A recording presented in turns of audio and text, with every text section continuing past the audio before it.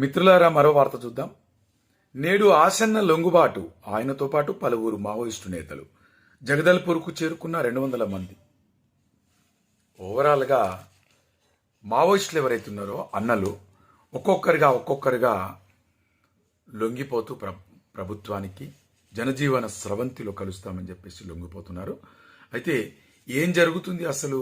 మావోయిస్టులకు ఈ ఆలోచన ఎందుకు వచ్చింది? మరి వాళ్ళకి సపోర్ట్ లేదా, లేకుంటే వాళ్ళు ఉండడానికి అనుకూలమైన ప్రదేశాలు లేదా, లేదంటే పాలనలో అంటే ప్రభుత్వం వ్యవహరిస్తున్నటువంటి తీరు వల్ల వాళ్ళు ఏదైనా ఇబ్బంది పడి మేము కూడా జనజీవన స్రవంతిలో కలుస్తామని చెప్పి వస్తున్నారా?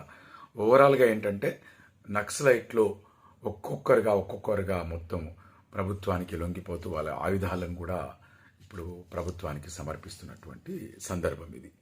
అయితే ఓవరాల్గా చూసినట్లయితే నక్సలిజం అనేది తగ్గుతూ వస్తుందని చెప్పుకోవచ్చు.